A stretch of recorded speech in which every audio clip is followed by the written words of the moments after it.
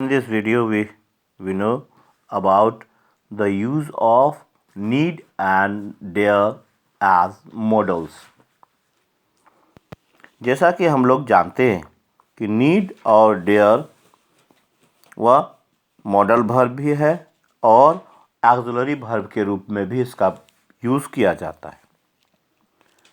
Modal verbs के रूप में इसका प्रयोग केवल नेगेटिव और इंट्रोगेटिव सेंटेंस में किया जाता है, यानी जो नेगेटिव सेंटेंस होते हैं उसमें और इंट्रोगेटिव सेंटेंस में मॉडल वर्ब के रूप में इसका यूज़ होता है और ऑर्डिनरी वर्ब के रूप में इसका प्रयोग इन्फिनेटिव टू के साथ होता है, यानी नीड टू और डेयर टू के साथ इसका प्रयोग होता है और इसके V1, V2, V3, V plus ING तथा SES फॉर्म उसमें सब्जेक्ट के अनुसार से लगते हैं। ऑर्डिनरी वर्ब के रूप में नीड का अर्थ होता है to stand in need of, मतलब कि आवश्यकता पड़ना या आवश्यकता होना। इसका प्रयोग सभी टेंस में एसर्टिव यानी अफर्मेटिव एंड नेगेटिव तथा इंट्रोगेटिव सेंटेंस के फॉर्मेशन में किया जाता है। जैसे कहते हैं कि ही नीड्स मनी, तो प्रेजेंट टेंस में, और अगर पास्ट टेंस में कहते हैं तो कहते हैं I needed your help. Future tense में कहें तो कहेंगे you will need my support. Negative में कहें तो he does not need my help. Interrogative में कहेंगे तो कहेंगे didn't you need my cooperation. तो ऑर्डिनरी वर्ब्स में बिना इन्फिनेटिव के जब हम लोग प्रयोग करते हैं इसका, तो वह टेंस के आधार पर और नेगेटिव तथा इंट्रोगेटिव में वह कंडीशंस वैसे होते हैं, यानी इसकी आवश्यकता होती है। जब ज़रूरत या आवश्यकता को दर्शाना होता है तब हम लोग एसर्टिव सेंटेंस यानी अफर्मेटिव और नेगेटिव तथा इंट्रोगेटिव सेंटेंस में इसका फॉर्मेशन हम लोग इस प्रकार करते हैं। मॉडल वर्ब्स के रूप में नीड से एब्सेंस ऑफ नेसेसिटी और ऑब्लिगेशन का भाव व्यक्त होता है। इसका प्रयोग प्रेजेंट टेंस में किया जाता है। इसके साथ इन्फिनेटिव विदाउट टू ऑब्जेक्ट के रूप में आता है। इसका प्रयोग अन्य ऑक्सिलरीज की तरह नेगेटिव और इंट्रोगेटिव सेंटेंस फॉर्म के रूप में किया जाता है। जैसे you need not stay here, it need not be necessary, they need not be compromise on Kashmir issue. There need not be compromise on Kashmir issue. यहाँ पर absence of necessity मतलब ज़रूरत ना होने, आवश्यकता का मतलब नेसेसिटी का अभाव होता है, तो वैसे जगह पर जो है वह नेगेटिव के साथ में नीड का यूज़ होता है। Need he go there, need I help you, does he need to consult you. तो इस प्रकार से हम लोग इंट्रोगेटिव में भी नीड का यूज़ करते हैं मॉडल्स के रूप में। एब्सेंस यानी एब्सेंस ऑफ नेसेसिटी और ऑब्लिगेशन का भाव जब व्यक्त करना होता है तो इस प्रकार से हम लोग करते हैं। इसके बाद है नीडंट प्लस परफेक्ट इन्फिनेटिव यानी needn't plus have plus V3 का फॉर्म जब होता है तो इसका प्रयोग ऐसे कार्यकलाप के लिए किया जाता है जो काम पूरा तो हो चुका है लेकिन जिसकी आवश्यकता नहीं थी, यानी कार्य पूरा हो चुका है लेकिन उसकी आवश्यकता नहीं थी। तो ऐसे कार्यकलाप को दर्शाने के लिए हम लोग कहते हैं कि वहाँ पर नीडंट के साथ में हैव प्लस V3 यूज़ किया जाता है। जैसे Pakistan need not have mentioned Kashmir issue in the Agra summit, यानी आगरा की शिखर वार्ता में पाकिस्तान को यह करना नहीं चाहिए था, वहाँ की कश्मीर की वार्ता। तो इस तरह से वह इसका यूज़ हम लोग करते हैं, यानी काम तो हुआ लेकिन वहाँ नहीं करना चाहिए। तो ऐसी बातें कहते हैं। He need not have disclose my name before the police, you need not have resign that job, यानी आपको उस नौकरी से त्यागपत्र देने की आवश्यकता नहीं थी। यानी जो कार्य जरूरी ना हो फिर भी वो हो चुका है, यानी आवश्यकता ना होने पर भी, तो ऐसे कंडीशन को दिखाने के लिए नीड के साथ में नॉट यानी नीडंट और प्लस परफेक्ट इन्फिनेटिव यानी हैव के साथ में भी थ्री का यूज़ करके हम लोग दिखलाते हैं। मस्ट नॉट से स्ट्रॉन्ग रिफ्यूज़ल का और नीड नॉट से एब्सेंस ऑफ नेसेसिटी और ऑब्लिगेशन का भाव व्यक्त होता है। यानी स्ट्रॉन्ग रिफ्यूज़ल हो, एकदम मनाही करना हो, तो उसके लिए हम लोग कहते हैं must not. You must not use my shoes, निश्चित रूप से अगर रिफ्यूज़ मनाही करते हैं तो उसके लिए। और अगर कहते हैं you need not use my shoe, तो यहाँ पर एब्सेंस ऑफ नेसेसिटी है और ऑब्लिगेशन है, मतलब उसको उपयोग करने की ज़रूरत नहीं, आवश्यकता नहीं है। इस चीज़ को जब दर्शाना होता है तो नीड के साथ नॉट लगाते हैं। और अगर कंप्लीटली मना करते हैं कि तुम नहीं ही यूज़ करना, तो उस व्यू में हम लोग मस्ट नॉट कहते हैं। ऑर्डिनरी वर्ब के रूप में डेयर का अर्थ होता है टू वेंचर, यानी टू हैव करेज या टू चैलेंज, यानी साहस करना, हिम्मत करना, यानी तो चुनौती देना। इसका प्रयोग सभी टेंस में एसर्टिव यानी अफर्मेटिव एंड नेगेटिव तथा इंट्रोगेटिव सेंटेंसेस में के फॉर्मेशन में किया जाता है। यानी टू वेंचर कुछ अगर साहस वाली बातें होती हैं, या टू करेज हिम्मत दिखलाना होता है, या चैलेंज तो यानी चुनौती का भाव होता है, तो हम लोग वैसे सिचुएशन में डेयर शब्द का प्रयोग करते हैं, या ऑर्डिनरी वर्ब में डेयर शब्द का प्रयोग होता है प्रेजेंट टेंस में, और निगेटिव तथा इंट्रोगेटिव सेंटेंस में इसका यूज़ होता है। सेंटेंस के साथ में वह इस प्रकार से है। प्रेजेंट टेंस में जब हम डेयर का यूज़ करेंगे तो कहेंगे he dares to face his enemy, I dare to say that you are a liar, he dared to risk his life, यानी पास्ट टेंस में आता है। और फ्यूचर टेंस में क्या कहते हैं कि they will dare to face the robbers. Interrogative sentence में कहते हैं तो कहेंगे does he dare to talk to the district magistrate. और नेगेटिव में कहेंगे तो इस प्रकार से होगा he does not dare to go there. इस प्रकार से अलग अलग सेंटेंस में भी हम लोग डेयर का यूज़ कर सकते हैं। साहस यानी वेंचर को दिखलाने के लिए, टू हैव करेज या टू चैलेंज के लिए इसका यूज़ ऑर्डिनरी वर्ब के रूप में इस प्रकार से डेयर का यूज़ किया जा सकता है।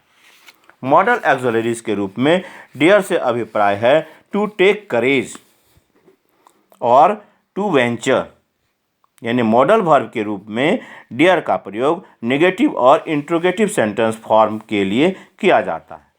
इसके साथ टू लगाने की आवश्यकता नहीं पड़ती है, यानी डेयर अगर लगता भी है तो उसके साथ में डेयर टू नहीं लगता है, डेयर टू लगाने की आवश्यकता नहीं होती है। नेगेटिव और इंट्रोगेटिव सेंटेंस में अगर हिम्मत दर्शाना हो या नहीं तो इसमें या जो है वह टू क्या कहते हैं साहस दर्शाना हो तो इसके लिए हम लोग डेयर टू नहीं लगाते हैं। डेयर का प्रयोग चैलेंज यानी चुनौती के अर्थ में होता है, और इसमें भी जो है वह डेयर के साथ में टू नहीं लगाया जाता है। जैसे he dare not stay so, how dare you enter without permission, मतलब तुम बिना परमिशन के कैसे प्रवेश कर सकते हो। तो यहाँ पर भी है हिम्मत करना, यानी हिम्मत से संबंधित है। हाँ, हाउ डेयर यू यानी तेरी ये हिम्मत। कहते हैं dare you face the robber, dare you fight him. तो इस प्रकार से जब किसी को चैलेंज करते हैं तो उस चैलेंज के अर्थ में हम लोग यह कह सकते हैं ही dare not say so. How dare you enter without permission, यह भी चैलेंज में है। हाउ डेयर यू, यह भी चैलेंज है।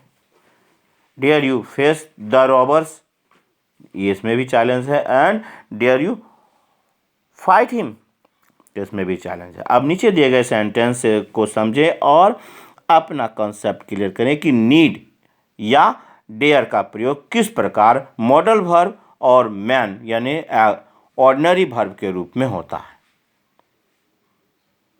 जब नीड का यूज मॉडल वर्ब के रूप में होता है तो you need not wax him, अगर ऑर्डिनरी वर्ब के रूप में कहेंगे तो कहेंगे you do not need to wax him. Dare का यूज अगर मॉडल वर्ब के रूप में कहेंगे तो कहेंगे how dare you fight him. अगर ऑर्डिनरी वर्ब के रूप में कहेंगे तो कहेंगे how do you dare to fight him.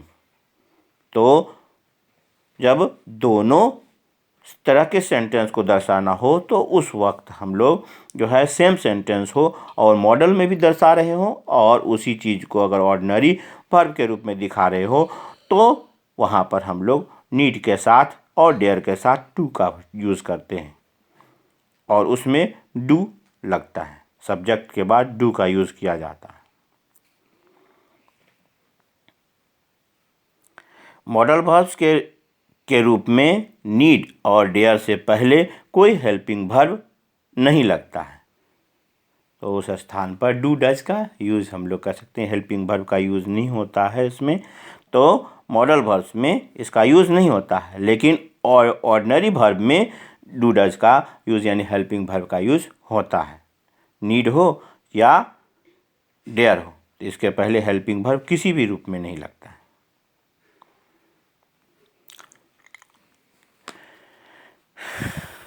इसके बाद है ऑग टू। ऑग टू अन्य मॉडल से इस अर्थ में भिन्न होता है कि इसका प्रयोग इन्फिनेटिव टू के साथ किया जाता है, यानी ऑग के साथ ऑलरेडी टू होता ही है। You ought to learn English, we ought not to drink wine, ought we to insult the poor. लेकिन नेगेटिव और इंट्रोगेटिव सेंटेंस में ऑग के साथ इन्फिनेटिव टू का प्रयोग नहीं भी किया जा सकता है तथा ऐसे सेंटेंसेस को इनकरेक्ट नहीं माना जाता है। यानी यूज़ में अगर ऑग के साथ अगर टू नहीं भी लगाते हैं और नेगेटिव सेंटेंस है और इंट्रोगेटिव सेंटेंस है, टू लगाना चाहिए, लेकिन अगर नहीं भी लगाते हैं तो उसे हम लोग गलत नहीं, इनकरेक्ट नहीं कर सकते, वह यूज़ में आता है। तो सेंटेंस विदाउट टू का प्रयोग बहुत कॉमन हो चुका है और ऑग के साथ टू ना भी लगा हो तो वह गलत नहीं माना जा सकता। जैसे नेगेटिव सेंटेंस बनाएंगे तो कहेंगे you ought not make a noise in the classroom. अगर इंट्रोगेटिव सेंटेंस कह रहे हैं तो कहेंगे ought we help the poor. तो इसके साथ अगर टू बीच में अगर नहीं भी देते हैं तो भी ये सेंटेंस गलत नहीं माने जाएंगे। लेकिन अफर्मेटिव सेंटेंस में ऑग के साथ टू का प्रयोग अत्यावश्यक होता है। अगर अफर्मेटिव सेंटेंस है तो वहाँ पर हम लोग टू का यूज़ अवश्य करते हैं। अगर ऐसा नहीं करते हैं तो यह ग्रामेटिकली इनकरेक्ट माना जाता है और यह रॉन्ग होता है। इसलिए जब अफर्मेटिव सेंटेंस हो तो उसका यूज़ किया जाता है। जैसे इनडायरेक्ट में अगर कहते हैं तो उसमें कहेंगे, और वही जो मतलब जो गलत रूप में कहा जाता है इसमें अफर्मेटिव सेंटेंस में कहते हैं we ought respect our parents. और करेक्ट रूप में होगा we ought to respect our parents. तो अफर्मेटिव सेंटेंस में हमेशा इस प्रकार से टू लगाना चाहिए। जैसे इनकरेक्ट में अगर कहते हैं या कह देते हैं तो वह रॉन्ग होता है, लेकिन यू ऑग स्टडी रेगुलरली यह इनकरेक्ट माना जाएगा। वहीं पर अगर कहते हैं you ought to study regularly तो यह करेक्ट होता है। इसलिए जब अफर्मेटिव सेंटेंस हो तो उसमें टू का प्रयोग निश्चित रूप से करना चाहिए। Use of ought to express moral responsibility या सोशल बिल्डिंग, नैतिक दायित्व या सामाजिक बंधन बतलाने के लिए भी जो है यह ऑग टू का यूज किया जाता है। We ought to labour hard, students ought to be polite, we ought to love our country, people ought not to disobey the laws. To express advice यानी सलाह देने के लिए भी ऑग टू का यूज़ किया जाता है। जैसे a patient ought to consult a good doctor, we ought to serve our country honestly, the government ought to work for the poor. To express strong possibility यानी प्रबल संभावना व्यक्त करने के लिए भी ऑग टू का यूज़ किया जाता है। जैसे India ought to win the match, he ought to be here by now यानी he ought to be here by now. This year farmers ought to get more returns, he is a serious student, he ought to complete in the UPSC examination।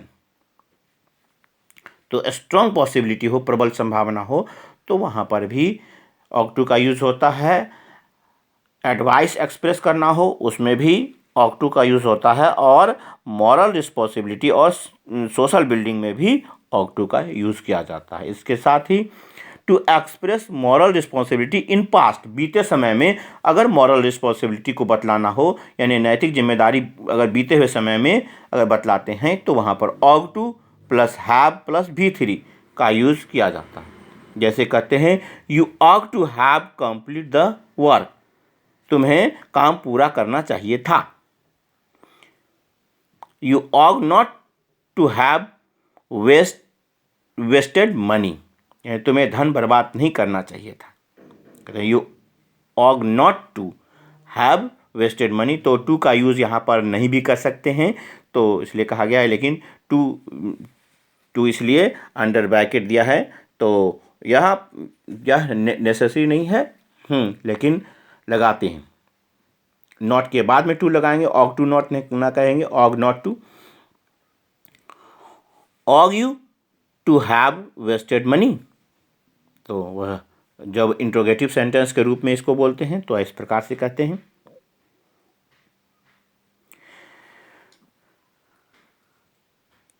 इसके बाद है use to. Model एक्सोलरीज के रूप में used का प्रयोग हमेशा infinitive to के साथ किया जाता है। यही कारण है कि इसे यूज टू के रूप में जाना जाता है। इसका प्रेजेंट टेंस फॉर्म नहीं होता है।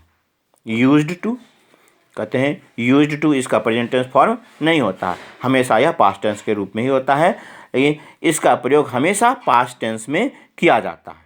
जैसे वह कहा करते थे, कहते हैं यूज्ड टू से, यूज्ड टू से।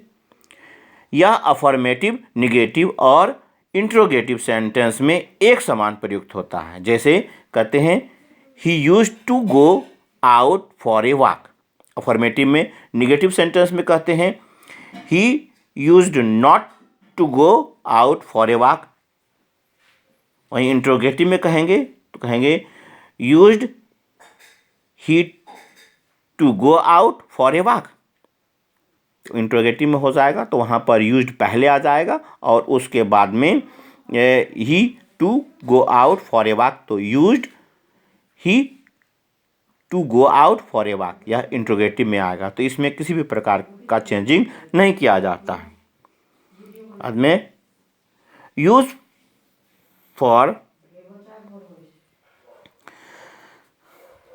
तो इस तरह से यूज टू का यूज़ हम लोग अफर्मेटिव, निगेटिव और इंट्रोगेटिव सेंटेंस में करते हैं। तो यूज्ड टू यह हमेशा जो है पास्ट टेंस फॉर्म में होता है कि कहा करते थे, किया करते थे, घूमा करते थे, जाया करते थे, खेला करते थे। तो यह बीते हुए समय में वह करे तुम, तो इसमें नेगेटिव में भी, और अगर कहते हैं वह नहीं किया करते थे, क्या वह किया करते थे, तो इस तरह से जो है वह सारी बातों में इसमें हम लोग यूज्ड का यूज़ अफर्मेटिव, नेगेटिव और इंट्रोगेटिव तीनों में करते हैं। Use of use to express habitual regular action in the past, यानी भूतकालिक आदतन यानी नियमित कार्य की अभिव्यक्ति करने के, बीते समय में कोई कार्य नियमित किया जाता था यानी नियमित होता था या ऐसी करने की आदत थी, तो इस प्रकार की कार्य अभिव्यक्ति को बतलाने के लिए भी जो है यूज टू का यूज़ किया जाता है। जैसे कहते हैं Mahatma Gandhi used to spin for an hour, Mahatma Gandhi 1 घंटा सूत काता करते थे।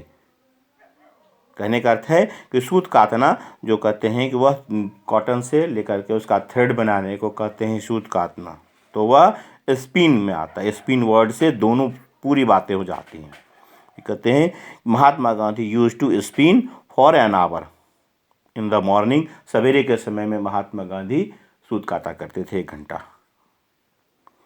आई used to walk 10 kilometres every day, तो यहाँ पर भी है कि मैं रोज़ 10 किलोमीटर टहला करता था, तो यह बीते हुए समय में ऐसा किया करता था, तो इसके लिए भी यूज टू का यूज़ किया गया है। तो he used to come here every morning, वह हर सुबह यहाँ आया करता था। तो इस प्रकार से यानी हैबिचुअल और रेगुलर एक्शन को पास्ट टाइम में बतलाने के लिए यूज टू का यूज़ किया जाता है। To express the state of a person और थिंग इन द पास्ट, यानी बीते हुए समय में किसी व्यक्ति या वस्तु की बीती हुई अवस्था को बतलाने के लिए भी हम लोग यूज टू का यूज़ करते हैं। जैसे कहेंगे he used to be a player, वह खिलाड़ी हुआ करता था, पहले वह खिलाड़ी हुआ करता था, अभी वर्तमान समय में नहीं है, लेकिन खिलाड़ी हुआ करता था, वह पहले खिलाड़ी था। तो इस चीज़ को बतलाने के लिए हम लोग कहेंगे he used to be a player, वह पहले खिलाड़ी हुआ करता था। तो पहले ना भी कहते हैं तो उसमें यूज टू का यूज़ हम लोग करते हैं, तो उसका मतलब निकलता है कि वह खिलाड़ी हुआ करता था।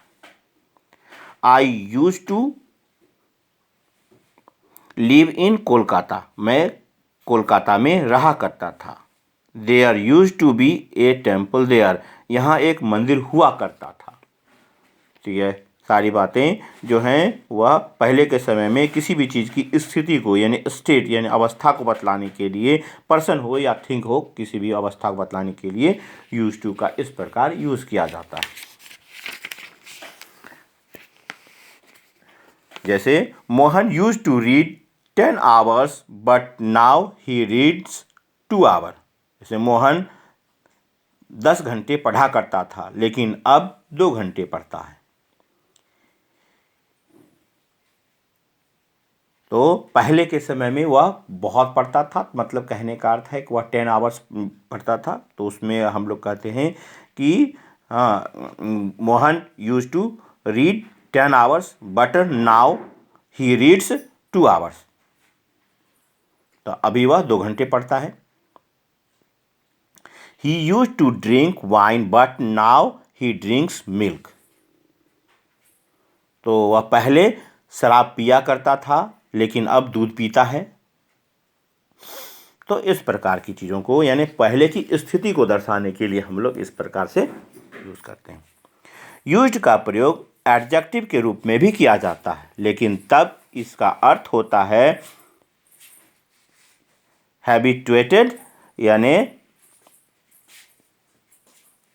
एक्सटुमेटेड यानी आदत यानी अभ्यस्तता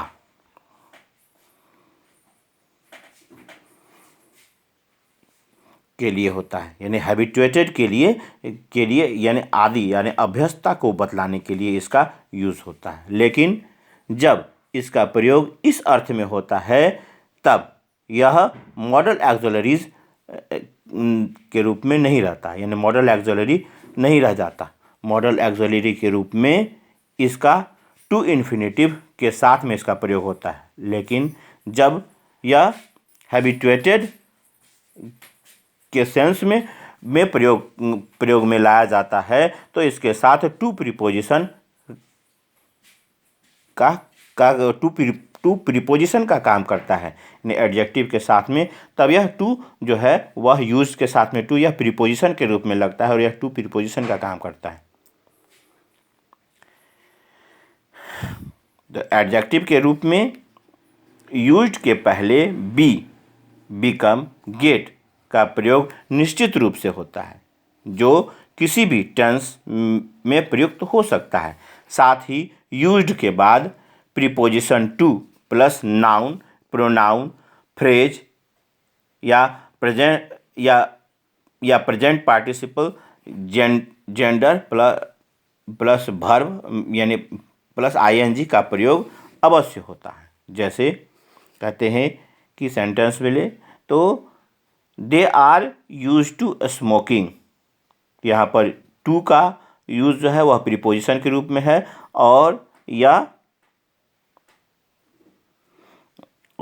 स्मोकिंग वह उसकी अभ्यस्तता यानी आदत को बतलाता है, इसलिए gerund है। तो इस अनुसार से। और दूसरा सेंटेंस है वह है ही यूज टू डस्ट, वह धूल का आदी है। तो इसमें भी टू का यूज प्रीपोजिशन के रूप में है और डस्ट नाउन है। कहते हैं I am not use to this kind of treatment, मैं इस प्रकार के व्यवहार का आदी नहीं हूँ, यानी अभ्यस्त नहीं हूँ। तो इस तरह से जो अगर हैबिचुएटेड हो, किसी भी चीज़ का अभ्यस्त हो यानी आदी हो, तो लेकिन इसका प्रयोग जो है वह मॉडल एक्सुलरीज के रूप में उस वक्त नहीं रह जाता है। तो वहाँ पर मॉडल एक्सुलरीज के रूप में इसके साथ जो टू इन्फिनेटिव होता है वह हैबिचुएटेड सेंस में प्रयोग में लाया जाता है और वह टू प्रीपोजिशन के रूप में काम करता है। वहाँ पर टू यूज के साथ में जो यूज टू का यूज़ करते हैं वह इन्फिनेटिव के रूप में वह नहीं रह जाता है। तो यूज्ड के बाद तो इसमें जो है वह यूज्ड के पहले बी बिकम गेट आदि का प्रयोग निश्चित रूप से किया जा सकता है। नेगेटिव सेंटेंस में नॉट को यूज्ड और टू के बीच में रखा जाता है। जब कहते हैं यूज्ड टू वह ऐसा किया करता था और कहते हैं वह ऐसा नहीं किया करता था, तो यूज्ड नॉट टू कहते हैं। जैसे कहते हैं he used not to drink wine, they used not to smoke, there used not to be a house here. तो इस प्रकार से जब नेगेटिव हो तो नेगेटिव सेंस को बतलाने के लिए करते हैं तो नॉट का यूज्ड और टू के बीच में करते हैं। नेगेटिव सेंस का फॉर्मेशन यूज टू या सिंपली यूज टू के साथ डिड का प्रयोग करके भी किया जाता है।